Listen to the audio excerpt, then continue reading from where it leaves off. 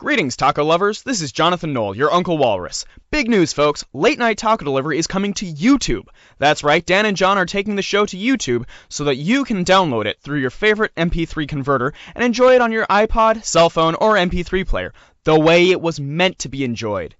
Go right now to youtube.com and look for our channel, Radioactive Walrus. That's Radioactive with a capital R, Walrus with a capital W, and no spaces.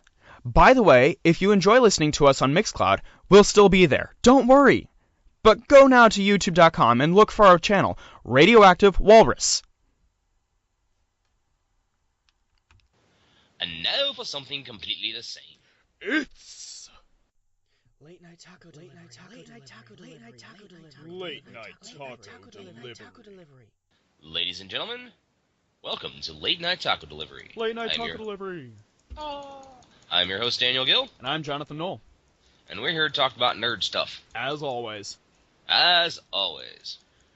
Well, because we had to postpone this episode until Wednesday, rather than the usual Monday, we have quite a bit of nerd news and quite a bit to geek out about this week. Oh yes, I do apologize, folks. It was completely my fault we were not here Monday because I had a really long day on Monday, and I ended up being awake for almost 24 hours straight. And I'm like, I can't sleep, I can't do the show, I can't do this, I'm a large whiny baby. I can completely understand, and I don't hold it against you. Thank you very much, sir. And we're doing it Wednesday, so we're not too late. Yep. Also look forward to this Saturday where, at least this weekend, where one of the newest members of the Radioactive Walrus Entertainment team comes on board with... Oh? Yes.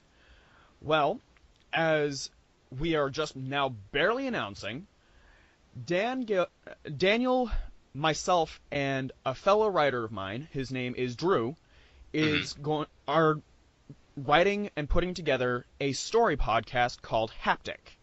Yes. We're not going to tell you anything about it just yet. We might tell you some stuff over on Walruscast, but make sure to listen to that episode and don't miss a thing. Oh, definitely. It sounds like fun to me. All right. So what are you geeking out about this week, sir? Well, there's basically I'm just geeking about what's going on in the geek news this week. All right, then. I've mostly been trying to do some reading, and I bought Big Hero 6 on Blu-ray today because I'm a bad person, and I decided I didn't need food. Fair enough. I like Big Hero 6. A lot of people's I think it's a little overhyped, but I thought it was a very well done movie about loss and acceptance. I saw a little bit of it today while at work. I thought it was pretty okay. Mm-hmm. And they're already talking about how they're going to do the sequel. I'm like, no! Don't tell us that yet! Oh, good grief. Well, right now it's just fan theories. I'm like, you bastards are ruining all the good ideas. Because, if they do a sequel, and it's exactly what you're saying, you're going to sue Disney. So don't do that. Fair enough. Yeah. All right. Uh-oh. Well, Oh, hang on a minute. I need Okay. to restart. Google Chrome Oh, okay. so that it shows up on my mixer. It went kaput. Yeah, indeed it did. Well, I'll go ahead and talk a little about what the geek news is this week. The stuff I've found. Well, actually, how about I just tell you what I've been geeking out about first, because mine just really isn't in the geek news. All right, go ahead. I recently picked up Lego Batman 3. Beyond Gotham. It is so cool. Literally every character in the DC universe is utilized in this game. Everyone. Wow. Even Ambush Bug? Holy cow. Yeah. It's incredible. That's how Marvel actually created a game as good as some of this stuff. It's like Marvel has all the great movies, but DC is making these amazing fucking games. Oh, yeah. I mean, I just saw a trailer for the Arkham Knight, and I'm like, ah. Yeah, I heard something about that, and that is, in fact, in the geek news. How about you just start with that? Okay, I didn't actually have anything written down for the geek news, so I was talking about other stuff. Oh. Well, one of the things I was talking a little earlier with you was that Steven Spielberg is very interested in rebooting Indiana Jones. Yes. He would like to work with Disney, and since Disney owns Lucasfilm, And, of course, it had to be a joint production with Paramount. But he's interested in having Chris Pratt, who played Star-Lord in Guardians of the Galaxy and also was on, I think it was Parks and Recreation. Mm-hmm. And he would like to have him playing the Fedora archaeologist. Sounds like a plan to me. I don't know how I feel about this. I kind of think that Bradley Cooper would have been a better choice. Yeah, but Bradley Cooper's starting to get a bit old. Yeah, but so was Harrison Ford when he took the part. Well, yeah. I remember back in the 90s, my friends and I used to talk about, we do our dream casting. We always thought Bruce Campbell would have made a great Indiana Jones. Uh-oh. But unfortunately, he's now pushing 60, so Right. that ain't going to happen. No. Also, in movie news, Jason Momoa as Aquaman has been released. Yes, I saw that. And it's just like, basically, for so long, Aquaman has been a punchline, and the creators are now going, he's a badass. So he is like all tattooed up and muscular and amazing, and I'm so hoping that this is a success because Jason Momoa is a really cool dude who deserves a success. He's like Nathan Fillion. He's a nerd. He's handsome. He's awesome. But for a while, he was just getting saddled with stuff that was not successes. Mm-hmm. I've said this before. I think the reboot of Conan the Barbarian had the most amazing Conan ever in one of the worst movies I've ever seen. Right. I mean, you honestly could see that, Jason really cared about the part, but he just was with a really, really crappy film. I actually found out that I have all the Conan the Barbarian books in my library. Really? Yes. So I will be reading those pretty soon. Oh, nice. I read a bunch of them when I was younger, about when I was 15 or 16, and I was all angsty and reading sword and sorcery stuff. I read Conan the Barbarian, I read Fat from the Grey Mouser, and I just probably read a metric ton of Dungeons & Dragons novels. Everybody's got to have their thing. Hey, man, I was late 80s, early 90s. Things were different back then. Right. So do you remember the Batmobile phone case for the iPhone? Yes. Well, they recently did a Back to the Future 2 DeLorean iPhone case. Nice. So it looks pretty cool. It lights up. It has the wheels turned in so that it can hover. I mean, it looks cool. It looks really cool, but how could you fit that in a pocket? Yeah, and that's the same thing about the other one, the Batmobile. Yeah, it's just don't get me wrong. I think they're really cool and they're pretty, but you can't really put that in your pants pocket or your jacket. Plus, there's probably lots of bits that can break off. I know, I'm just like Debbie Downer over here. Whoa, what happened to you? What? Your sound quality suddenly went down. Oh, how's this? Better, I think. Better? Huh. I don't know. No. Here, let me turn things down just a bit. Alright. Alright, that might be better. Alright, let's try that. Okay. Anyway. The Wonder Woman movie is beginning to film in late 2015. Yep. Gal Gadot. Uh-huh. That's been announced. We have a new Alien movie. I know. Oh, Yeah. such a geek about it, aren't you? Oh, God, yes. Neil Blomkamp is a very good director. He directed District 9 and the upcoming Chappie. Mm-hmm. And he's a very visionary director, sort of like a Guillermo del Toro or a Sam Raimi. And it looks like it will ignore Alien 3 and Resurrection. I know! I'm so happy about this. You don't have no idea. By a fault in the space-time continuum, Alien 3 and Alien Resurrection never happened. Hooray, my childhood is saved! Oh, yeah, you don't understand how much I loved Aliens. I mean, that is one of my favorite science fiction action films. I don't even consider it a horror film. I consider it it's a war in space. I saw Alien, and I really liked it. Plus, the Jerry Goldsmith score just makes that movie. Oh, yeah, Alien is a really good movie. I prefer Aliens because I like the big guns. I've always wanted a pulse rifle. Fair enough. But apparently what happened was Neil Blomkamp. I can't talk tonight, apparently. Neil Blomkamp was on set with Sigourney Weaver in Chappie, and he started putting together ideas for an Alien movie, and just sort of put the ideas out there just for the heck of it, because he thought this would be kind of cool. Right. And apparently the studio went, and got their collective head out of their asses and went, "This is a good idea. We can Let's make do this." So Sigourney Weaver's on board. Michael Bihn's on board. There you go. I'm interested to see if they. I mean, they're obviously going to have to recast Newt, Right. but you're going to get a new actress to play her. But the thing is I always hated Alien 3 because it completely ruined Aliens. I mean, the whole thing is they've gone through hell and back to save this little girl, Mhm. and they finally do it, and then it's like, oh, we're sorry, psych. I'm like, fuck you, David Fincher.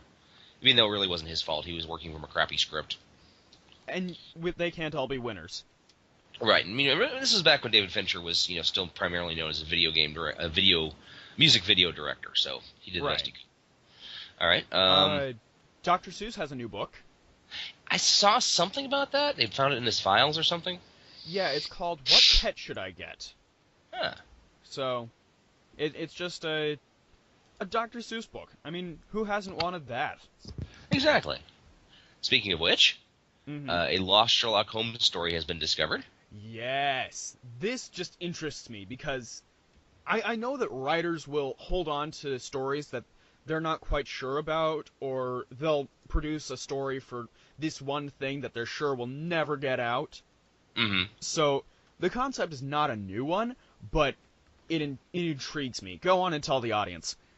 Well, basically, Walter Elliott, a former poet and historian, found the 1,300-word story while cleaning up his attic. It was in a 48-page pamphlet published in December of 1903 in order to raise money to restore a bridge in the Scottish border town of Selkirk, destroyed during a flood the year before. Now, it's called Sherlock Holmes Discovering the Borderbergs, and by deduction, the Brig Bazaar. And right now, there's still some concern whether it's actually written by him or not. Mm-hmm. But it seems to be in his style, and it seems like the kind of thing he just tossed off really quickly. Right. And he basically did it because he liked Selkirk. Yeah. So right now it's going through various historians and various Sherlockians, and they're trying to verify it being real.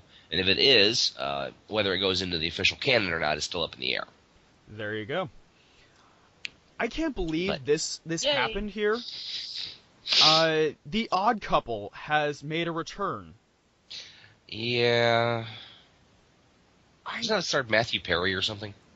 I think so. I saw a little bit of it. It just didn't grab me. I mean, not that I've been all on fire about the original, mind you, but Right. it feels like everything else on TV right now. Well, it seems to be like the last 20 years or so, everything's being recycled. Everything's being rebooted, and that's one reason I really like the 80s so much, is there was so much new and exciting things happening. Every movie was taking a chance. Every movie was doing something different. And every television show was doing something different. But now everything is just, it's just recycling itself. So, I'm just a grumpy old man. Fair enough. Speaking of reboots, we are also getting another Powerpuff Girls reboot. Yes. I liked the Powerpuff Girls back when it was on originally. I watched a couple episodes. It was cute. It was cute. It was done by the same guy who did Samurai Jack and the original Star Wars Clone Wars and Dexter's Laboratory. And he's married to Lauren Faust, who invented the new My Little Pony Friendship is Magic, which I'm not holding against her. Because it's actually, honestly, a cute show. It's not bad. I mean, I've watched a couple episodes. I'm definitely not a brony. But I find nothing offensive about it. Same. It exists as a thing that exists for me. Right. We also had the Oscars this past Sunday. Oh, Christ. Go on. Well, Big Hero 6 won the Oscars, so nee. Woohoo! I didn't actually watch them because, in my opinion, the Oscars are just kind of a farce anyway. A lot of people are saying that. Apparently, even the people that voted on the Best Animated Movie didn't bother to watch all 5 films. and one of them actually described a couple of the foreign films that were nominated. It was those fucking Chinese films. Oh God. Yeah. But anyway, I'm just happy Big Hero 6 won, and Birdman won for best picture. Oh, did you see the Sesame Street Birdman spoof? With Carol Spinney? Yes. No, I have not. I haven't Oh, it's gotten around to watching it yet. fantastic. You absolutely need to watch it. In fact, I'll have to. kids, if you haven't watched this already, go. It will make your heart. It will make your heart melt. Just stop here, go onto the internet, look it up, watch it, and then come back. We'll still be here. Aww. Anyway, sequels that nobody wanted. Oh no. Fight Club 2. Oh yes, the writing thing you were telling me about. Yeah, it's a comic book sequel. It debuted, the first 6 pages debuted in Playboy, and it is by the original author, Chuck Palahniuk. Yeah. I'll go with that. Mm-hmm. I haven't read them yet. Was he running low on money or something? Apparently it's just one of those things that he's been wanting to do ever since the first one came out, but I've heard what it's about, and it's basically Tyler Durden comes back and kidnaps the kid that the narrator and Marla have had. Wow, haven't heard that one before. Yeah, it's just one of those. Okay. First one was fine. Yeah, it was a perfect one film, you know? It wasn't a huge success, but it's become a great cult classic since then. Oh, Leave yeah. it alone. Maybe he's just like maybe he's actually sick of its success, and he wants to destroy that. That would be a Tyler Durden kind of dick move, wouldn't it? Oh yeah, the other Tyler Durden dick move would be calling it Fight Club 2 Psychic Boogaloo. I mean Psychotic Boogaloo. Psychotic Boogaloo. We also have a House of Cards parody from Sesame Street. I haven't watched it yet. I'll watch it afterwards. Okay. We have a Frozen short film. Oh wait, Honestly, no. not surprised. Oh no, that was last week. Sorry. Yeah. Here's what I actually had bookmarked. Okay. There was a warrant put out for Elsa's arrest in Tennessee. No, that was Harlan. It was Harlan, Kentucky. Oh, it was yeah. One of them southern states. It was a southern state, southern town. I know we've just alienated a bunch of southern people if they even listen to this podcast. Yeah, all of our one listener in the South. But yeah. Love you, South. I actually have great barbecue. But Hanahan police have arrested Elsa for Low County cold front. Good for them. Yeah. She needs to stay away from those tequila shooters. You want Frozen? I'll give you Frozen, you little bastards. Stan Lee draws Spider-Man for a child with autism. Nice. Totally Wait, awesome. he drew something? Yeah. Really? I didn't know he was an artist. He's a man of many talents, dude. I wouldn't put anything past him. Yeah, yeah. He is Stan the Man. That's why Michael Bay sent him into space to blow up an asteroid. Mm-hmm. I have 4 more. Okay. I have one. Okay, go for it. A graduate student has invented a new tattoo removal cream that exploits the immune system. Okay. Basically, what it does is you have an unwanted tattoo. You spread this cream on it. It activates certain cells to soak up the tattoo ink, and then activates other cells to eat those cells. Huh. So it's a painless way of destroying tattoos. Cool. Which, you know, you might end up having a tattoo you may regret when you're older. Okay. You know, some lady gets one of those tramp stamps with, you know, if you can read this, turn me back up or something. Right. Limp Bizkit and the Seinfeld theme were recently mixed together, and it sounds pretty okay, actually. Oh, jeez. Yeah, let me send you the link. Okay. I'm a little afraid of anything involving Limp Bizkit. I never liked them. Remember, I was there during the time when they were supposedly popular. Right. I'm just more impressed by the fact that it just fits well. Kind I of also like forgot- Carly Rae Jepsen's Call Me Maybe and Nine Inch Nails had like a hole. Yeah, I've heard that. That was bizarre, but fun. Yeah, same here. One thing I forgot to talk about, Uh-huh. the dark reboot of Power Rangers. Yes, that was actually my next one. Okay. But go on. It's a 14-minute thing done by Adi Shankar, who's known for doing other gritty reboots, including one of my favorites, was The Punisher: Dirty Laundry. Okay. Well, it was done in 2011, Right. and it starred Thomas Jane, who played the Punisher in the 2004 movie. Mm-hmm. Another example of a really great character in a really crappy film. Right. And he just did this out of love for the character, and he's the Punisher in that short film. Holy shit, is he the Punisher? I'll have to check it out sometime. And Ron Perlman's also in it. Woohoo! I like Ron Perlman. Yes, but it's just amazingly dark. But I have not seen the Power Rangers thing yet, but it does star James Van Der Beek, the Dawson's Creek guy, Yep. and Katie Sackhoff. I've heard the name, that's about it. Right. We have a new Avengers Age of Ultron poster. Cool. It looks really cool. I think the Vision is in there, and there are a bunch of flying robots. Mm-hmm.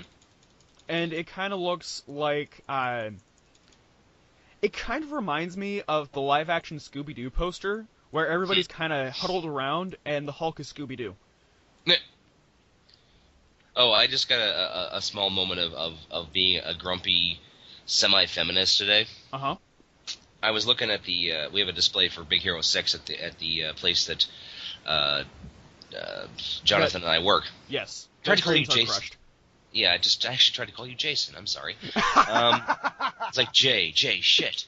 Ooh, the Sudafed's kicking in. Yay!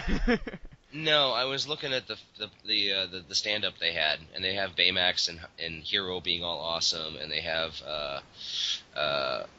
Kaiju and what's his name, Wasabi being Right. all strong and muscular, but Go-Go and Honey Lemon are both basically pulling the tits and ass shot. Oh, seriously? Yes, and I'm looking at this, and I'm like, huh. I called Eric over, and I'm like, Eric, should I be offended? And he's looking at going, yes, you should. Sounds about right. I mean, why? They could all fight, I mean, especially since the movie, they're all being awesome. It Right. has nothing to do with that. Alright, keep talking, I'll be back in literally 5 seconds. Okay. Speaking of reboots that... Really, why? We have a DuckTales animated series reboot. I am so torn about this. Yeah, I don't know how to feel about it either. I'm pretty sure it'll be CGI, Uh... but at the same time, as long as they are allow themselves to be inspired by the spirit of Carl Barks, sorry, it has possibility.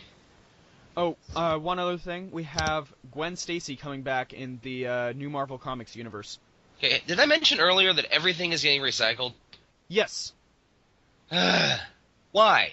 Gwen Stacy was one of those deaths that was done. You're finished. It's a perfect death. It taught Spider-Man a lesson. It's one of those Pompeii situations where it is literally a fixed point in time. Yes. Doctor Who couldn't change that moment. Yes. I mean, I'm sorry. I'm still waiting for Uncle Ben to come bouncing back. Geriatric man. Oh, Christ. With his nuclear-powered walker. Sorry. Alright. Well, I think that's all I've got for Geek News. That's pretty much all I got, too. That was... Oh, wait. Actually, one more thing. Oh, okay. The Mad Max trailer has been released. The second Okay. one. And I'm a child of the 80s, so Mad Max and The Road Warrior are two of my favorite movies. Uh-huh. And I'm looking at this, and I'm actually okay with it. I'm honestly okay with a continuation or a reboot Mm-hmm. if it's done by the original creators. Fair enough. And Roger Miller, who directed Mad Max Beyond the Dawn, and Road Warrior, and surprisingly enough, Babe. But, I love how that's a criteria for you. well, it's just like he directed Babe. I'm like, wait, huh? Oh, and Happy Feet, too. Right. Apparently he's got all the Happy movies out of his way, and he's making, he's finished up Mad Max Fury Road, with Tom Hardy taking the part of Mel Gibson. And I love the movie. I want to see the movie really, really bad. Mm-hmm. The problem is I have a lot of problems with what is considered a movie star these days. Yeah. Because Tom Hardy's kind of bland looking. and Mel Gibson, he looked tough. He looked grizzled. He looked like he'd been through hell and back. Tom Hardy looks like he's just in need of a facial. Remind me, Tom Hardy's the guy who played Bane, right? Right. Oh, yes. You can't hear me through my mask, so I can just sit here and go tiddlywinks, and you'll think I'll be tough. Sorry. Oy. Anyway. Right. I think that's it for the geek news. Yeah, that's it for the geek news. And, wow, we had a lot. We had quite a lot. We ran the gamut. Mm-hmm. But now on to tonight's topic. Brit stuff. Yes, far back in the... Nah, I was gonna go off on a Hitchhiker's Guide intro, but I don't know, I don't feel it. Well, where do you want to start? What was your first introduction to British television?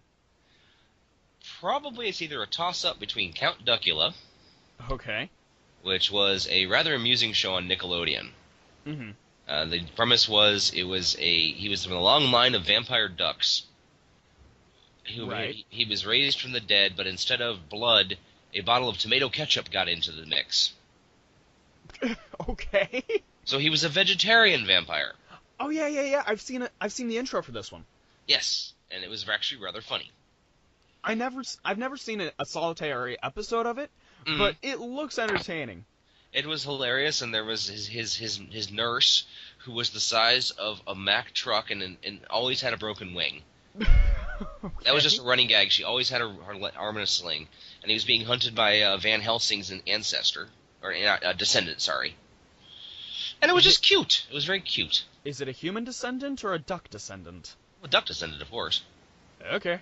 Everything's duck in this universe. It's sort of like a DuckTales. It's like the British version of DuckTales. See, now Like different sides of the same coin.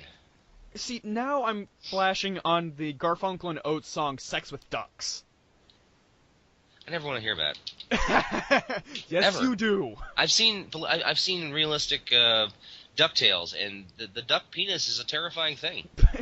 Yes, and it is. And the duck vagina is even more terrifying. Yes, it is. The fact that these just for our listeners at home who don't know this, the duck penis is huge. Yes. And prehensile. It is incredible. It is prehensile because it basically shoves itself into the duck vagina. Yes. And it does it in such a way that it's supposed to extract or expel all the seed of any of its opponents. Mm-hmm. But the duck vagina has evolved to basically be a catacomb. Yes, so therefore the duck penis has essentially taught itself how to corkscrew. Where is your god now? Oh God. You know, I'm a full believer in Christianity. I'm a full believer in evolution. I do believe in a God. I'm just not sure it's a loving God. It is a god of fuck you, fuck you, fuck you, fuck you. The things that it does. I mean, I'm sorry. My mind does not parse certain things. This and the Japanese hornet versus Japanese bumblebees. This freaks me out. Oh, and anything in Australia. And Australia is basically where God just sucked everything evil, except koala bears. Right. Even those, though, are pretty freaky, especially when wet. Mm-hmm. I will agree with you. Anyway, back to our show. Right. Anyway, so...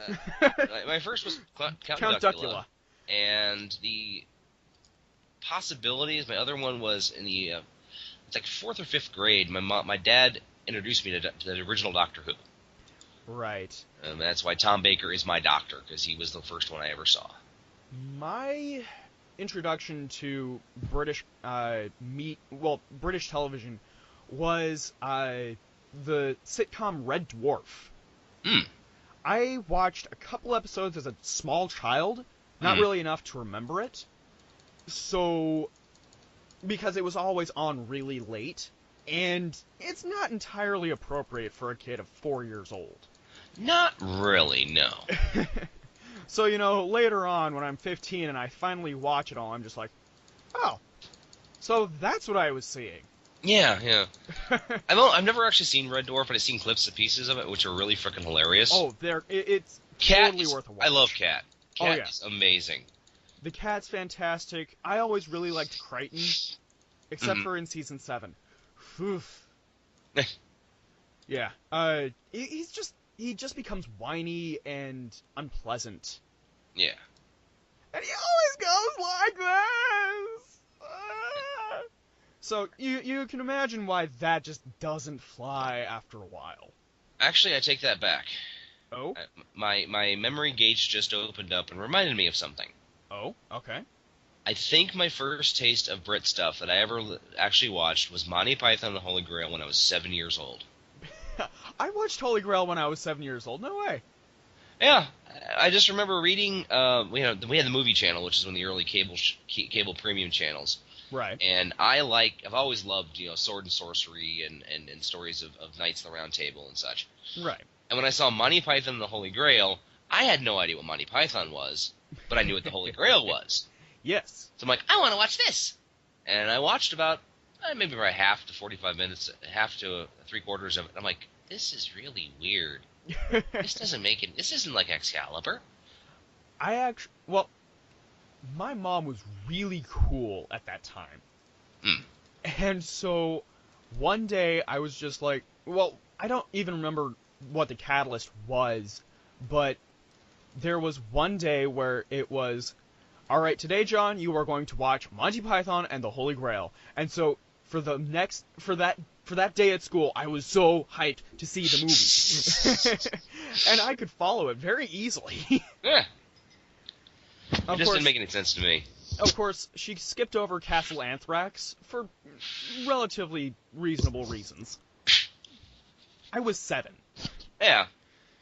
But yeah. You're talking to a guy who was watching R-rated movies when he was 9, so... Right. We've already discussed my exposure to Fast Times at Ridgemont High.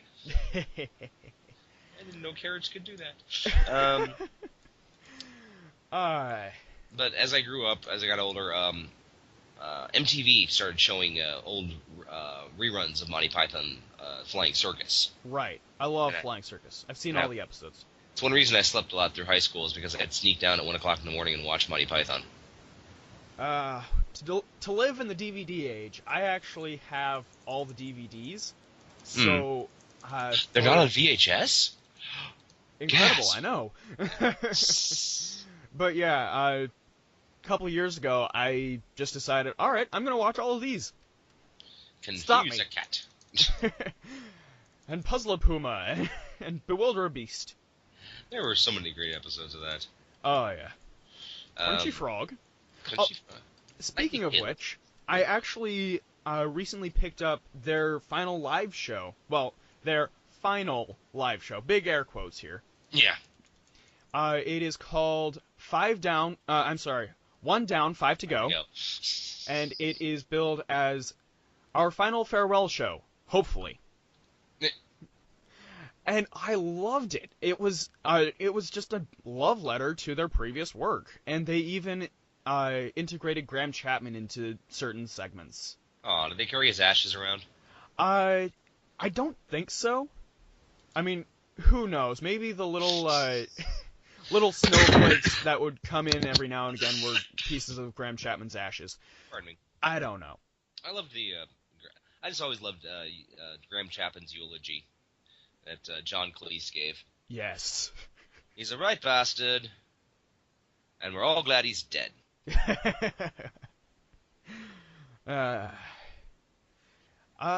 From there, I kind of twisted and turned with British media. I saw my first episode of Doctor Who back just before they announced the continuation in 2005. Okay, so you were still pretty young. Yeah, so my very first episode is one that I can't even track down. I don't even know which one it is. But I do remember that it is Peter Davison. Okay. So the 5th Doctor. Yeah. And I remember Adric was involved somehow. Like, he was watching a screen for no apparent reason. It was confusing. But that's catching Doctor Who in the middle of a serial. Of course it's going to be confusing. Oh, God, yes. You Well, I twit. just remember... the first of the new series of Doctor Who I caught was Girl in the Fireplace with David Tennant. I was flipping around. This is back when Sci-Fi Channel was showing it for a bit. Right. And I'm like, oh my God, this is the new Doctor Who. And I'm like, this is really good. Oh my God, they have a budget. Holy cow. Yeah. Because, trust me, growing up, Doctor Who had great writing and pretty decent acting, but I think that the budgets were essentially out of a child's toy cabinet. Well, the thing is that you have to remember is that the budget for Doctor Who pretty much stayed the same since its beginning. Well, I do know that when the Seventh Doctor? Yes. Sixth Doctor? Seventh Doctor? Yeah, the Seventh Doctor, Sylvester McCoy, they actually cut back the number of episodides so they could pump more money into the 8 episodes they actually did. Yep. So they get much better special effects and much better costuming, because they knew this was a Hail Mary pass. They knew that they couldn't raise the ratings and convince BBC to continue on. They were done. Oh, yeah. And which is really sad, because he was a great Doctor.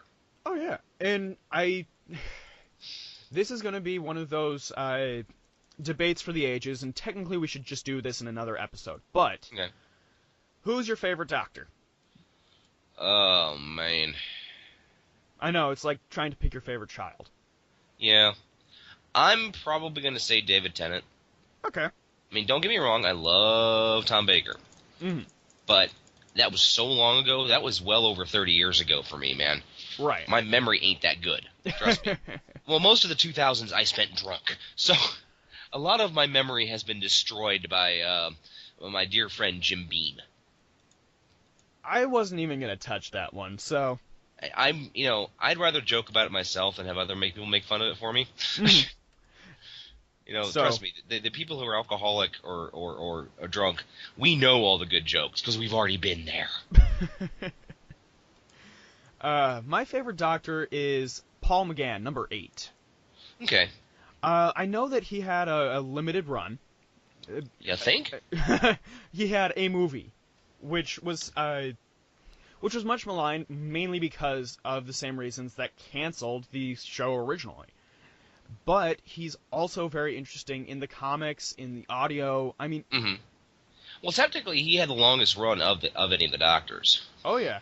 And I really was very happy that Stephen Moffat brought him back for that webisode right before the... oh, my God. The Day of the Doctor.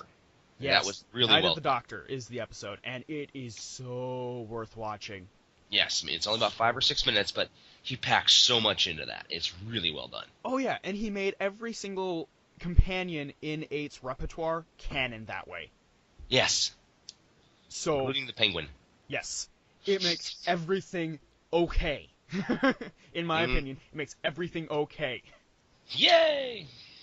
And I know some people are going to go, well, he's not really a Time Lord because he's half human. Well, go fuck yourselves, people. Yeah, the movie was really bad. Okay, I watched that movie with one of my dearest friends, who's my crazy gay British friend James. Who, when I first met him, actually dressed like the Doctor because he was such a huge Doctor Who fan. He's actually written a couple of the Big Finish productions. Cool. But we watched it on VHS, and it was like watching a man's heart be ripped out, spoonful by spoonful. He's just like, no, this is horrible. He's looking at me. He's looking at me with these accusing eyes like, why did your people do this to us? Why? Why did you bring this horror upon the world? And I'm like, I'm sorry, James. I'm sorry. I had nothing to do with this. He's like, but it's your people. No, I have nothing. Well, the reason I say go fuck yourself to anybody who says, well, he's technically half human. Okay, first of all, regeneration. It's a lottery. You could have a dog's head and still be a Time Lord. Yeah. Now... But you still can't be ginger. Apparently. So... I still want to see... You're going to gripe about the half-human part? For all we know, the first Doctor could be half Andorian. Yeah. I mean, Tom Baker, under all of that curl, could be half Vulcan. So... Go piss off! Exactly. And leave my doctor alone. You bastards. Bastards. Yeah, but yeah. So I think that's all we can say about Doctor Who until we do an actual episode on it. I do want to see the Doctor Who with when they regenerate the Doctor the next time. It would be awesome if they got Rupert Grint to be the Doctor, because he could finally be Ginger. I don't know. Hey, he's British, and he's. I know, but at this point, it's one of those. The show has already broken its rule about 13 regenerations. True. So. But they did it in a way that it made sense to me. So, wibbly wobbly, timey wimey, right? Right, but I just don't feel right about it. It feels wrong, like a violation. It's just, there's something wrong here. It doesn't work. Yeah, it pisses me off. Anyway, from there, I actually watched a lot of PBS. Okay. As a kid because it was safe. It was safe, and also cable or satellite TV kind of came in and out of my life like a snake. It's there, it's not there, whatever. So I watched a lot of Are You Being Served? Oh God, I loved Are You Being Served? I watched a lot of Wallace and Gromit. Okay. Which I actually had on VHS for years, and then we got the DVD set, and it was awesome. They're the wrong trousers, Gromit. The wrong trousers. And they've gone wrong. Yeah, Stop them, Gromit. Stop them. Help me. Wallace and Gromit is definitely one of Aardman's favorite best things. Quick aside. Okay, go for it. Some of the groundbreaking effects in Peter Gabriel's Sledgehammer video were animated by Aardman. Cool. Including the dancing chickens. The funny thing about that is, though, they actually used real chickens. And stop motion animation chickens plus hot lights equals rotting dead chicken corpses. Oh my God, that's kind of frightening. They actually cut another sequence of the dancing chickens out because the animators are like, dude, seriously, if we don't get out of here soon, we're gonna start vomiting. And producers like way on the other side of the stage going, yep, it's okay, just finish with a spin, you're done. Oh Christ. But yeah, Wallace and Gromit was there. There's one. As time goes by, it's another Britcom. It's got Dame Judi Dench, and it's a really charming story of two elderly people who. Oh yeah, I've heard of it. I never had a chance to see it. I have some of it on DVD. It's just fantastic. Aww. And charming as hell. Yeah. I mean, there is literally nothing about Walter and Janine, I think is her name. Just they're a couple of old people, and they're old people and they're being cute. Yes, and they're not bitching at each other all the time. Yes, they're just like, we have been together for 40 years and we still love each other. Yes, it's like my parents. It's kind of one of those star-crossed lover situations too. Except they're getting back together now. And now watching it back, it's kind of one of those, wow, that was the 90s. Yeah. Now, one of the things I was reading in preparation for this was the difference between, I was reading a book called I Want My MTV, which is an oral history of MTV. Mm-hmm. And a lot of the early videos on MTV are out of Britain. Right. That's one reason why the music was a lot different. It was called the Second British Invasion with Duran Duran, Flock of Seagulls, and Human League, so on and so forth. And one of the creators, I can't remember his name, unfortunately, was talking about there's a big difference between American movies and British movies, and American music and British music. Right. British movies tend to be better written and better acted because they don't have a lot of money. Right. And you also, gotta compensate. Yeah, and also they were incredibly economically depressed after World War II. Mm-hmm. It took them like literally 30 years to recover. Right. So they had to be a lot more introspective. Hollywood and America and the United States in general, we were big and brash and had a lot more money and could, have these big sprawling sets and such. So we didn't really give a crap about the writing. Oh yeah. But that's how we get awful movies like Battlefield Earth, which I picked up recently. Yes, yes, you told me about that. I'm like, really? Yes, I have my own DVD copy of Battlefield Earth. Watch out, Walrus casters. There will be a commentary soon. But British music was a lot different and it was a lot more sophisticated and a lot more peppier because of people were tired of being depressed. They were tired of all this crap. Mm-hmm. So they were able to make use of the synthesizers. Plus, there was a huge liberal arts school movement in London and a couple other towns in England, and that launched these big and bright. It was basically antithesis to punk, punk rock. That they were trying something completely different. That's what New Wave was, and then New Wave became pop and Duran Duran riding around on sailboats while wearing suits. And flipping tables in zebra striped suits. Yes, but American music, we really never had a punk movement. I mean, we had the Ramones, but we were still trapped in 70s arena rock. Right. So that's why, and I'm sorry, there's a lot of people in early days of MTV who are not very good looking. Yeah, no. I'm sorry, I think Kansas qualifies as the hairiest band ever. I mean, you watch some of their videos, or you look at Blue Oyster Cult and the horrible, horrible white afros they have. White boy afros, and you're like, that's the reason why they just played music and didn't make videos. Mm. Anyway, I wanted to bring that up. Yeah. Right. Yes, Bob Ross. Well, Bob Ross had an epic fro. Oh yeah. Have you ever seen that image of Bob Ross painting the Manos the Hands of Fate portrait? No, I have not. Oh, it's fantastic. I'll have to find it and send it to you. I'm a little terrified now. Happy little trees. Happy. Anyway, Yeah. Let's see. What was the last British thing you watched? Last British thing I watched. Well, actually, I was watching a lot of. I don't know if it's considered British or not because it's produced by the British BBC America. Okay. Well, technically it is. Ripper Street. Yes, that is completely British. Okay, I enjoy that. I like period pieces. I like period crime. I mean, I hate saying I'm a huge fan of Jack the Ripper, but I'm a fan of the time period and of the interest that they had. Right. And I thought the characters were really good. I thought it was very properly gritty. Mm-hmm. It would be nice if they actually caught the Ripper, but I know that's never going to happen. Right.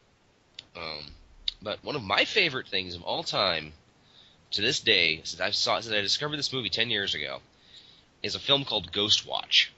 Yes, you've told me about this a couple times, but please enlighten our audience. You need to see this, my friend. I do need to see this. In fact, I'm looking it up right now. I'm plotting on buying that on DVD because actually right now all I have is a computer copy. But anyway, a guy named Stephen Volk is a very well-known UK writer. Funny thing is I have conversations with him from time to time on Facebook. But back in 1992, he wrote a script called Ghost Watch, which is sort of like a reality television show. Is it one word or two? It's one word. Okay. It's like a reality television show about a news crew going in and investigating this ghost in this suburban town. But it's done with real live BBC personalities playing themselves. So it's got Neil Parkinson. I think it's Keith Parkinson, or I can't remember. Basically, it's got the stodgy old British newscaster and the young, bright children's host, and the guy who plays Cat on Red Dwarf's in it. Nice. Danny John Jules. No, actually. There was another Cat. No, there wasn't. Hold on. Unless you're talking about the American reboot. No, we do not speak of such things. I actually don't mind the American reboot. I mean, it's bad. It's bad. But I have a soft spot for it. Craig Charles. That's not the Cat. Oh, he played Lister. Yes. Okay, I'm sorry. He played Lister. I apologize. But yes, I would have Michael taken you to Parkinson's- task for that. I will fully admit that I was wrong. No, but it's Michael Parkinson, Sarah Green, Mike Smith, and Craig Charles, who are all, at the time, well-known BBC personalities. Mm-hmm. And it's all about a ghost named Pipes, who is the reason he's named that because he bangs the pipes. And honestly, looking back on it, it's kind of amateurish and kind of badly acted, but it's such a creepy movie. I found it on Vimeo. Okay, it's definitely worth watching. Yeah, I'll Um, look at it later. I try to put myself in the mindset of what it was like in 1992 because this was before VHS tapes were really really huge, or Mhm. VHS recorders. Right. So imagine watching this live and just catching glimpses of the ghost because the ghost never really appears. Right.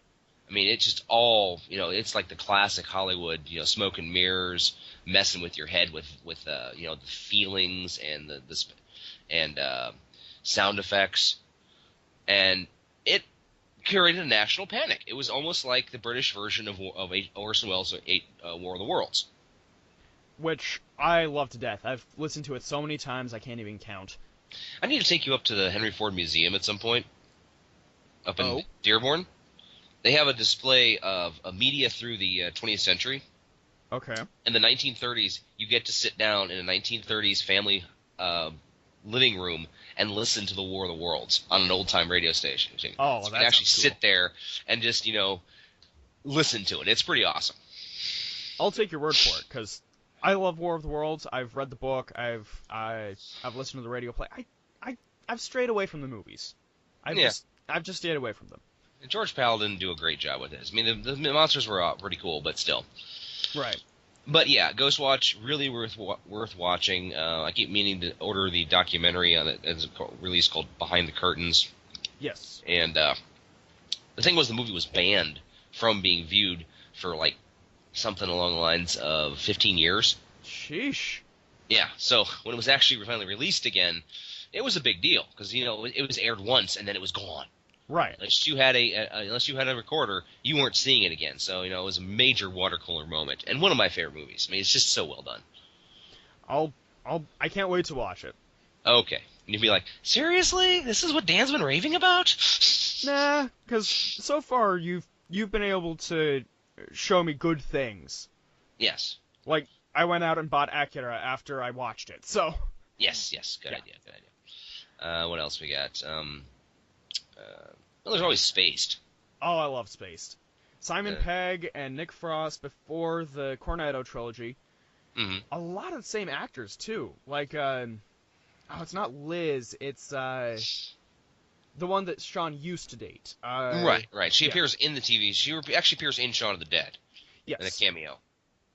And it's just, it's one of those you look for it so that you can see it happen. Plus, Yeah. I love the angry artist. The angry downstairs. artist. Yes. He was amusing. I paint pain. Well, Suffering. one thing about Space, a lot of the stuff that they ended up at Sean, my brain is just Simon Pegg and Nick Frost. Nick Frost and the director Oh, Edgar Rice. Edgar Rice ended up doing later on, like Shaun of the Dead and Hot Fuzz, all grew out of Spaced. Yeah, it looks it. I think even Peter Serafinowicz is in the show. I don't remember. I'd have to look. I'm looking it up right now. But yes, Peter Serafinowicz, who was also in another series that I thought was absolutely hilarious, done by the British. Okay. Let me see if I can find it real quick. Crap. Where is it called? There is another series with Peter Serafinowicz, which was called Hardware, which is very funny. It's also got Martin Freeman in it, who audiences may know as Bilbo Baggins. Bilbo Baggins, only 3 feet tall. No, there was a short series of just absolutely hilarious. Here it is. No, that's not it. No, it was a series on the British. Look Around You. That's what it was called. Ah. Look Around You is about 5 or 10 minutes apiece. It's a parody of educational programs, and it stars Peter Serafinowicz, and it's freaking hilarious. Okay. I can't even describe it. Growing up in the 80s and watching all these crappy science shows on PBS and such, or sitting around watching 8mm films, they talk about look around you. Here is calcium, and they just make absolute crap of everything. It is so much fun. Calcium, maths, water, germs, ghosts, sulfur, music, iron, and brain. That was the first season. Wow. And they just make it all of this horribly ridiculous science stuff that doesn't make any sense. I'll have to look for it. Hardware actually came because my parents found it, and then once I got the job at the place we work, it was just one of those, I hate everything. Here are people who hate everything just as much as you do. I feel so much better. Yay! So I highly recommend it to anybody who's working a retail job that they just want to bash their heads in. I'm hoping very soon to get out of my retail job I wish to bash my head in with. Fair enough. I'm coming up on my 2-year anniversary at the place that we work. I've decided not to name it anymore because, it may get back to them. Right. So, but yeah, it's a large, horrible place, and I'm tired of working there, and I'm looking for a jobby job. There you go. And then there will be the great identity shift with you, as I've heard. Yes. I'll be cutting my shoulder-length blonde hair or brown hair and shaving my mustache and beard. I will look like a giant baby. Oh, come on. The way you have it, you look like some pastoral god. Sans the toga. Yes. Bring me mead and amuse me. And peel grapes for me. Okay. Anyway, another show that I like out of the BBC, or out of Britain, is called Mongrels. Oh, yes. You told me about this. I really want to see it. It's a British puppet-based situation comedy, and it is so freaking wrong. The show is aimed at adult audiences featuring nudity, incontinence, cannibalism, incest, and catnip overdoses. Woohoo! For example, the first episode begins with a scene in which Marion, portrayed as desperately trying to revive his deceased owner, learns she has actually been dead for 4 months, whereupon he casually gives his cat friends permission to eat her. Awesome. Yeah, there's another one where two of the main characters, is an urban fox named Nelson, who basically is a metrosexual, but also bi-curious. Okay. And at one point he ends up stuck on a deserted island with Vince, who is a sociopathic fox. And they're like, I can't get off this bloody island. Well, maybe it's the moonlight talking, but you know what happens on the island? Oh yes, stays on the island. And they touch pause. I'm like, really? Holy cow. Christ. One of them is Destiny, who is a beautiful Afghan hound, who actually ends up raping one of the characters. Okay, less excited to see this now. No, and she's a female, raping a guy. Still less excited to see this now. I'm sorry, but no, the way she does it, it's just like, I didn't think they could make rape comedic. They pulled it off. It's horrible that I'm like, this is a show you feel horrible for watching. Okay. But you can't stop laughing. I am both terrified and terrified at this. You are terrified and terrifyingly intrigued. Terrified and terrified. Anyway, moving on. Okay, and also it looks like it was done. The puppets look like it was done by the Jim Henson Company. They were not, but they look close enough. Ugh. So imagine the Muppet Show on crack. It's like the Meet the Feebles for the new millennium. Oh, sheesh. Anyway. Yeah. Anyway, I think we should go back to another thing though that is very British. Okay. Radio and the amazing body of stuff that every comedian these days kind of owes a debt of gratitude towards. Oh yes, the Goon Show. The Goon Show! The Goon Show, and do not adjust your set. Yes. And of course, the original Hitchhiker's Guide to the Galaxy. Mm-hmm. Which a lot of people don't know. It originally started as a radio show. Mm-hmm. Not a book. This is the funny thing is Douglas Adams rewrote the story every time a little bit differently. Yes. He wrote the radio show. Mm-hmm. Then he wrote the novels. Then he wrote the miniseries. Then he wrote the movie treatment, which is that one that came out in like 2006 and 2005. Okay, whatever, and unfortunately tanked. Yeah, I actually have a DVD copy of it now. And the John Malkovich character, who a lot of people complained about, and it's like, dude, you don't understand. Douglas Adams created him. Right. He was the one that was supposed to be there. Mm-hmm. But yeah, I just like Hitchhiker's Guide. There's nothing really terribly awful about it. I mean, yeah, it's written by a very ardent atheist. Oh yeah. Which I know can turn a lot of people off, but it's still funny. Yeah, the Babblefish. The Babblefish. But, well, for me, I like the first 3 books. Mm-hmm. And then So Long and Thanks for All the Fish. Right. Was just was a snoozer of a book. And I have not even gotten around to reading Mostly Harmless. Yeah, I actually stopped about that same place too, so. Yeah, I know Douglas Adams was in a bad time when he wrote that book. So he basically, spoiler alert, he killed off everyone. Yes, he did. And then apparently when he died, his daughter authorized a sequel where everyone got brought back. It's the Hitchhiker's Guide. I don't... Exactly. Yeah. You don't argue at this point. I can't really say much. I was the guy in high school who walked around with a towel. I actually carried a towel and a toothbrush with me, just in case. It's a fair cop.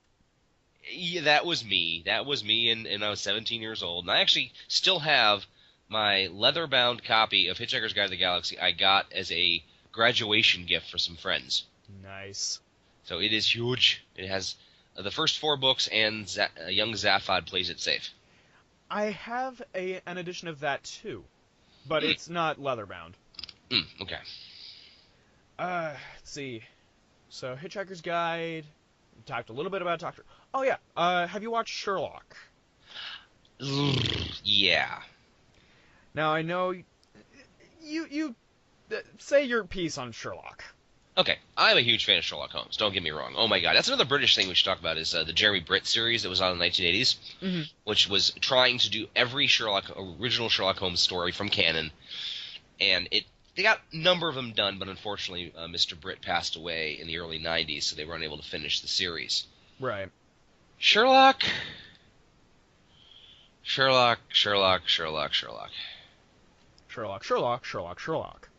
Bores the snot out of me. He's dumb. Okay. No, seriously. I watched the first episode. I watched the one with the the guy killing people, but with using the drug. Mm-hmm. I can't remember what it was based on or whatever. But you got Sherlock and Watson. I thought it had a really great setup, and you see Sherlock and Watson chasing after this cab, and they catch the cab because they think the murderer's in there. And the guy in the back is an American. And they're like, oh, it's an American. He can't be the killer. And they walk away. And I'm like, guys, he's not the only one in the cab. I'm sorry. When the viewer, me, thick as a brick Daniel over here who will watch anything and not comment it because I'm like, I will let the story take me. When I get yanked out that hard, something is wrong with your writing. So I tried watching it, and I watched first season, and what are they, up to season 3 now or something? Yeah, they're up to season 3. I tried watching the one with Irene Adler, which is, yet again, another... You still here? Yeah, I'm still here. Okay. Can you hear me? Okay. Yeah, No. You kind of drifted off. I apologize. No, all this damn hair. My headset refuses to sit properly. No, Irene Adler appeared once in one story in Scandal of Bohemia. That's it. Yes. She has been making appearances in every freaking Sherlock Holmes ever done since. Let her go. Just because you want Sherlock to have a romantic character doesn't mean he deserves one. Okay. Okay. Yeah, okay. Irene Adler is supposed to be a limited character. I'll agree to that. But yes. It's kind of back to the... Okay, I'm sorry to bring this up. I have to growl at you. You might. Okay. Just do the growl right now, okay? No, I want to know what I'm growling at first. Okay. The reason why comic books took a turn for the weird after World War II is because of a book called Seduction of the Innocent by a guy by the name of Wortham. Right. And in it, he insinuates several things, including that Batman and Robin are gay. Now, I'm fairly sure that the reason why Irene Adler is continually brought back up is because they want to continue the, oh yeah, Sherlock is not gay.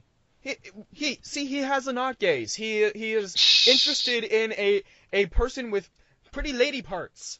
Okay, See? all See? right. I'm not going to growl about that because I've actually heard this theory before. Personally, I feel more like Sherlock Holmes is asexual. I agree with that. He's actually been listed as semi-autistic. Mm-hmm. And I've also read an extremely good collection of series called of short stories called A Study in Lavender, Huh. which Never heard of deals this one. with Sherlock Holmes and Dr. Watson dealing with homosexuality. And the funny thing is, it's not them dealing with it. As in, there's literally only one story in there where Sherlock and Watson share a kiss. The rest of it is just Sherlock and Watson dealing with repercussions of other people's homosexual relationships in Victorian England. Interesting. And it's I'll have to- actually really well written. I'll have to find this. Yes. But yeah, it's one of those situations of look, we know people are going to make this pairing in all of their slash fic because clearly this is how things work. Oh yeah. Well, there wasn't like Sure Son or Watlock or something where they're always shipping together. John Locke. John Locke. Thank you. Yeah. They're always shipping them together. I'm like, no. See, for me, it's one of those. John is married. Yes. I mean, depending on how closely you read the books, at least twice Yeah. to a woman. We assume. Well, with a name like Mary or what's the other one? Fuck. Hey, you don't know. Maybe she's a transgender. Things have happened. In Victorian England. Those corsets were really had hit a lot. All right. But you get my point. Yes, I do get your point, and I do agree with you that there has always been that theory that Sherlock Holmes and Dr. Watson were lovers. Yeah. I mean, even Sherlock says how much he loves Watson at one point in the series. Right. But that was mostly under duress when he thought that Watson was dead. Yeah. I mean, and it's one of those. You hang around with this guy all the time. You're gonna see him like a brother or something. Yeah. I mean, Jay and Silent Bob, for heaven's sake. Yes. I mean, yes, there are insinuations that Jay is in fact gay, but I don't my think hetero life mate, Silent Bob. exactly. It's the hetero life mate situation here. You masturbate more than any other person alive. Shit, tell me something else. Something I don't know. You think about guys while doing it. Dude, not all the time. Dogma. I love that movie. Oh, it's a fantastic movie. Okay, let's see. What else should we talk about a little bit before we leave? Should we talk about Robin Hood? Which one?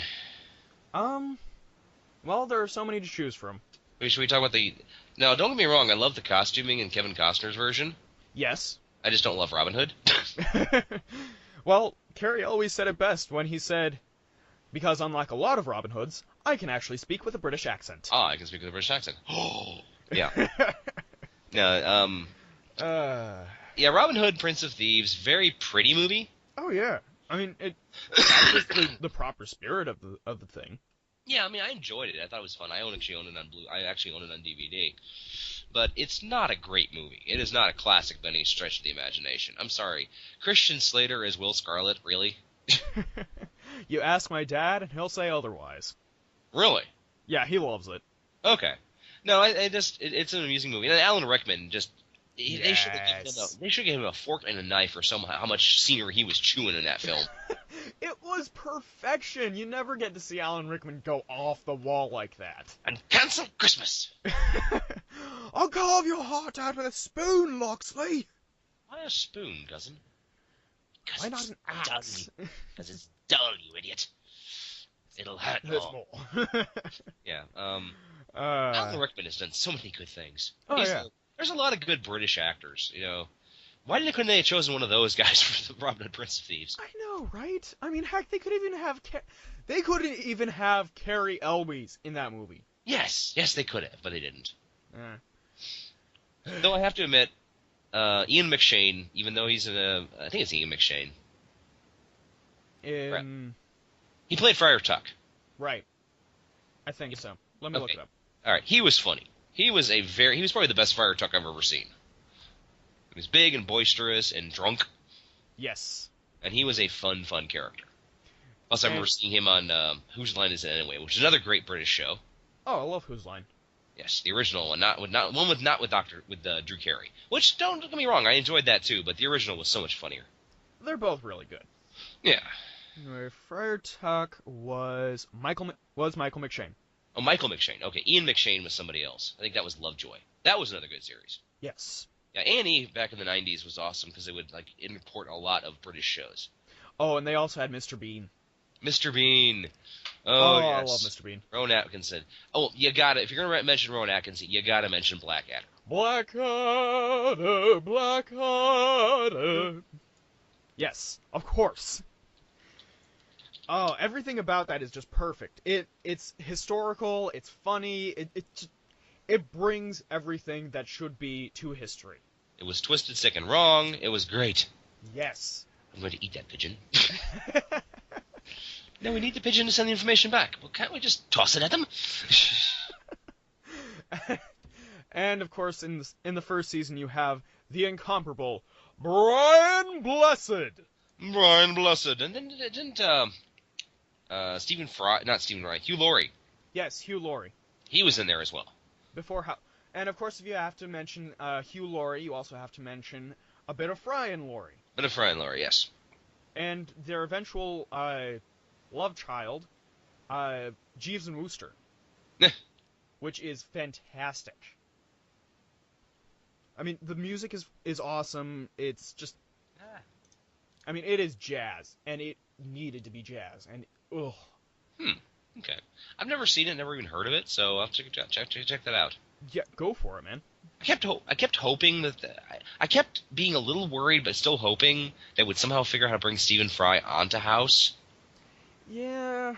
I mean, both of them said they were interested in being involved, but at the same time they didn't want to just be stunt casting. They wanted to actually have a reason. Yeah. But I guess before the series ended, they just couldn't do it. Plus, House was never my thing, so. I watched the first few episodes and I liked it. The problem is he's a jackass. Yeah. They tried to make him. Basically, he was a Sherlock Holmes of the medical world, and in my opinion, Sherlock Holmes himself was actually a little warmer than House ever was. I mean, he House has endearing Holmes, qualities. Yeah. Yes, he does.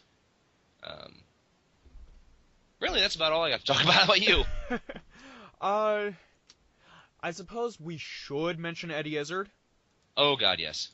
Because there is nothing greater than a cross-dressing man talking about Nazis. Yes. In And- French. Yes, and the Holy Bible. In the Holy Bible. And his god is James Mason. Dad, quit taking my name in vain. Just listening to Eddie Izzard is like watching this weird stream of consciousness, which is amazing. Oh, yeah. And the fact of the matter is, he was in so many movies before anyone knew who he was. Mystery Men is a perfect example of that. Disco is not dead. Disco is live. Well, he was in that abysmal Avengers reboot. Yes. And he didn't even say anything the entire movie except at the end. Oh dear, and he has something fall on him. And when you cast Eddie Izzard in something, you want him to talk. Yes, because he's funny. He's hilarious. I mean, he even showed up briefly on the 1 Down 5 to Go special. Yeah, because he wants to be. He's declared himself to be the 7th Python, and the joke is that they don't want him. No. He's more an honorary Python, actually. Okay, no, when I saw it, he was like, they brought the 5 Pythons out, he follows them out, like, who are you? I'm Eddie Izzard. I'm the other Python. No, you're not. Get off the stage.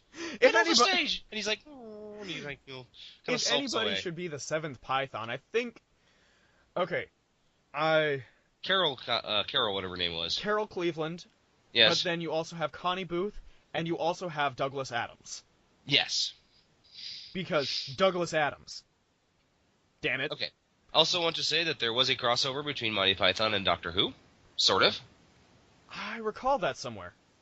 John Cleese happened to be on set for Monty Python, and they were shooting Doctor Who at the same time. Yes. So he kind of figured out how they basically wrote a quick scene with him and Douglas Adams, and John Cleese and his wife are walking through the this modern art gallery, and there's the TARDIS. Yes. And John Cleese is giving this pontification about how this represents modern art and the transitory state of modern life and so on and so forth. And then Tom Baker ducks in, oh hello, goes into the TARDIS, it disappears, and John Cleese like, well, anyway, and continue on. And it's just adorable. It's yeah. That's perfect. Yes. Have you ever heard of The Secret Policeman's Ball? Yes. I have it on VHS upstairs. Oh wow. Yeah, well, we got it from Video Spectrum just before it went out of business. Sad. Yes. I'm sorry. I spent so many hours in Video Spectrum. I'm the reason they have an anime they had an anime section. Because I kept going in. Do you guys have this? Do you guys have that? Do you guys have this? And they would order them, and I'd watch them. There you go. Mm-hmm. Though I also remember the one time that they made the mistake of they put Meet the Feebles in the children's section. That was amusing. Oh boy. I don't know if it was actually them or someone playing a prank, but I'm like, I grabbed the box and I went to the front and went, this does not belong in the children's section. And the person behind the counter was like, why is that? And I'm like, have you seen this movie? Like, no, it's got puppets. It should be for kids. I'm like, eh? That's the same as saying that anything with animation should be for kids. Yes, it is. I mean, you had the bruise to prove that. Uh-huh. I took my 7-year-old niece to see this. Why? Like Samuel L. Jackson said, read the motherfucking writing. Have you ever noticed how many times I've been punched about things about my beliefs, apparently? Oh, you're the new Christ. I don't know what the hell's going on in my life. I've been punched over Twilight, I've been punched over Princess Mononoke. People are stupid! Next you'll be crucified on a cross made of, really, really awful movies that should never, ever, ever, ever be heard of. I'll be crucified at the stake for Michael Bay films. my utter hatred of almost everything the man's ever done. Fair enough. I don't think I've ever seen a movie by Michael Bay that I actually like. So the only one I ever liked by him was The Rock. Yes, you've mentioned this one. It has Nicolas Cage in it. As Nicolas Cage and Sean Connery, I look at it as a well, speaking of Brit stuff, it's a what if James Bond film. Okay. Oh yeah, we didn't mention James Bond. Yeah, well, James Bond. Yes, James Bond. I've only seen the first one. Really? Yeah, That's I've right, only seen Dr. No. You've only seen Dr. No. I've pretty much seen them all, I think. Mm-hmm. I think the only ones I haven't seen are Living Daylights and In Her Majesty's Secret Service, which is the one with George Lazenby. Right. But I've seen everything else, and I like him. I like James Bond movies. I mean, they're fun, they're silly, they're suave and sophisticated. They're everything they need to be. Oh, I also saw a little bit of Goldfinger once. Okay, Goldfinger's probably one of the best ones. Yes. My first James Bond movie was For Your Eyes Only. Mm-hmm. And I watched that on the movie channel when I was like 7 or 8 years old. Right. And I always had that's why Roger Moore was always my up until Pierce Brosnan, he was my favorite James Bond. Right. And most people say, "Oh, Sean Connery." I'm like, I never really grew up with Sean Connery, so I didn't really. To me, Sean Connery was the Irish cop in Untouchables, or Indiana Jones's father. Indiana Jones's father, exactly. I mean, he was never, for you, it's Zardoz, but I love Zardoz. Speaking of British stuff, one of these days I have to sit down and watch that movie with you, but I don't know. It's worth it, trust me. Okay, but no, he was never my James Bond. I mean, I enjoy the movies. I've seen They Only Live Twice. I've seen Never Say Never Again. I've seen Diamonds Are Forever. He was never my James Bond. Dr. No also has one of my favorite riffs ever, which was provided by my brother, which was, there's a scene where a spider has gotten into James Bond's room, mm-hmm. and so he wakes up, picks up his shoe, and hits it, and every time the shoe hits the ground, the orchestra goes, beh, beh, beh. So Alex was just like, now introducing the orchestra shoe. So ever since then, anytime there's a spider in the house, we're just like, get the orchestra shoe. No, don't kill the spiders. Spiders are your friends. I like spiders. I think they're adorable. My sister does not like spiders. She likes my snakes, sister is terrified spiders. of spiders. What, she likes what? She likes snakes, but not spiders. My sister is terrified of spiders. So, of course, being the dear, sweet, and loving brother I was, I tortured her a lot when I was a child. That doesn't surprise me much. I had this big rubber spider that I used to leave under her pillow. You are a dick. The funny thing is, more than once, I would end up with that thing being thrown at my head. You know, I'll be half asleep, and suddenly she comes storming down and just launch it at me. She never actually threw it away. That would have been my guess. I mean, like, you know, take the thing, douse with lighter fluid, and set it on fire. That way I could never stick it on you again. But apparently she never did. I don't know. The image of a flaming spider is kind of terrifying. I mean, it's it's an arachnid on fire. Yes, as long as And it's it not will running come towards and you. kill you. As long as it's not running towards you. This little petty palps flapping around the way. Ah! Oh, no, I kind of want to see that. Kamikaze spiders. We do this for our eight-legged brethren! Ah! For the Emperor! Oh, we are going straight to hell. Oh god, I've already got reserved seating. Oh, yeah. Mine's right next to the furnace. The way I'm going, though, most of my friends are going to be there anyway, so I'll just, we'll get lonely. Hey, this is true. Yeah. Alright, well, basically, I think that's all we had to do today. Yeah, so I guess that means we should move on to our Thou Shalt Not for this evening. Alright, what was our Thou Shalt Not this evening? You told me, but I've forgotten.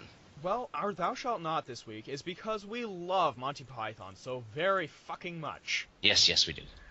There is one scene which has applied to my life so very much, especially in the last few days. Kind of disturbed by that. And it is the line, "Oh, you're no fun anymore." Oh, yes. So, I think it would be an awful thing to say, you're no fun anymore during these scenes, so therefore thou shalt not say, "You're no fun anymore" during these scenes in movies. You're gonna hate me. I expect it. So, for instance, in The Exorcist, when, I think it's Reagan is the little girl? Yeah, Regan. Yeah. Regan. When she says, "Your mother sucks cocks in hell, preacher." Oh, you're no fun anymore. When Ray Fiennes is shooting Jewish people in Schindler's List. Wow, that god went fast. Yes! Might as well just get out of the way. Fair enough. The scene where Sean Connery is looking at the scene in Zardoz of the penis enlarging. Oh, you're no fun anymore. There's penis enlarging in that movie? You need to watch this movie. Apparently. I was thinking, when he gets shot in The Untouchables and is crawling across the floor. Oh, you're no fun anymore. Scarlett O'Hara in Gone with the Wind. With God as my witness, I will never drag another man's weight again. Oh no, it's I will never go hungry again. Oh, you're no fun anymore. When the lady gets, when the woman gets, Maria gets changed into the robot in Metropolis. I can just see that now. Just the sudden screen where she wakes up and she yells in silent mode, and then it gives you a title card and says, "You're no fun anymore." Oh god, I want that now. Anytime Jason stabs a teenager in any Friday the 13th movie. I love it. That was actually the only thing just a quick aside. Have you ever seen Jason in Space? No. It is I horrible. actually haven't seen any of the Jason movies. Really? I'm not much of a slasher flick movie person. Fair enough. No, there's a scene in Jason in Space, which is sort of like, we have run out of ideas, let's take our mass murderer and put him in space. They did the same thing with Leprechaun, of all things. But anyway. Oh, Leprechaun. But no, apparently Jason gets defrosted in space, and he's running around killing all the researchers. And at one point, they try to distract him with a holodeck. And he walks in, and it's a campground. Okay. With a tent. Uh-huh. And these two girls, scantily clad, they're like, "Hi, come join us. We're having beer. We're underage and having beer. And we love promiscuous sex." And the next thing you see is Jason with a bleeding sleeping bag pounding it against a tree. That was literally the only time I laughed in the entire movie. That 30 seconds was worth watching that movie for. It was so wrong and so funny. And I broke you. Yay! I'm just picturing that. It was just beautiful. It was so horrible. I was just like, Okay, I now can't add believe the Monty Python every time he hits it against the tree. Don't make me laugh, man. I'll start coughing. Oh my god. I just had one. Uh, Oh, Men in Black, when Tommy Lee Jones says, "There's a whole lot of shit I never want to remember again." Will Smith, "Oh, you're no fun anymore." oh, you know, funny well. When Maleficent turns into the dragon in Sleeping Beauty. Oh, you're no fun anymore. Revenge of the Sith, Anakin with the you underestimate my power. I have the high ground. You cannot win. Splort. No, instead of I have the high ground. Oh, you're no fun anymore. Yes. Splort, splort, splort. Splort. Oh God, I gotta go back and relive that podcast we did because my anger was so fresh and palpable. Yes, it was incredible. Oh my God, I hated that movie. Ah. I hated it with a fire of 1,000 suns. Yeah, at some point there needs to be a super special edition where all of the deleted scenes are put back in. Yeah. And maybe just do the Phantom edit with Phantom Menace. Yes, that would be cool. Okay. Because, trust me, it would make things better. Wait, I gotta blow my nose real quick. Thank you. And now for something completely different. A Dan with 3 noses. Okay.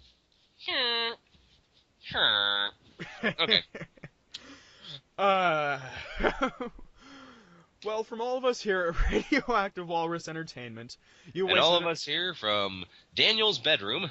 Yes. From the recording closet and all of us who just, ended up working here. You wasted... I've got no pants on. I just want to put that out. You wasted another perfectly good hour listening to us talk about nerdy things. To participate in Thou Shalt Not, it is hashtag Thou Shalt Not and LNTD, whatever number episode this is. I think we're on 12? 12. Uh-oh, we got unlucky number 13 coming up. We should talk... Well, we can't really because you don't watch them. I'm about to say we should talk about slasher films, but you don't watch them. Hey, I can marathon it. You can fake some? Yeah, why not? Okay. Recommend. I'll send you a list of some ones that aren't so well known but are really really good. Okay. Like My Bloody Valentine and The Prowler, and plus you can also talk about the horror that is Chucky.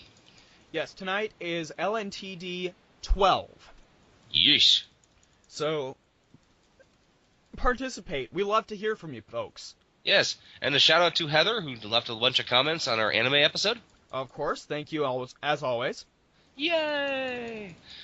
And I want to have a giant. I wish you could have a giant foot come down and squash us right now and start playing the Liberty March. Da da da da da da da da. I wish that we could have gotten our high school band to play that. Oh my God! I actually tried when I was in high school. We tried. I was on the yearbook staff. Nice. And I tried. I pushed so damn hard to have my senior year's yearbook theme be and now for something completely different. I love it.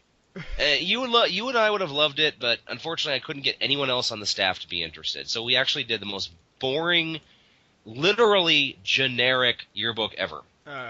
Gross. And I'm not just talking about it can look generic. No, it was literally generic. It was a white cover with the black UPC. It was the generic stuff.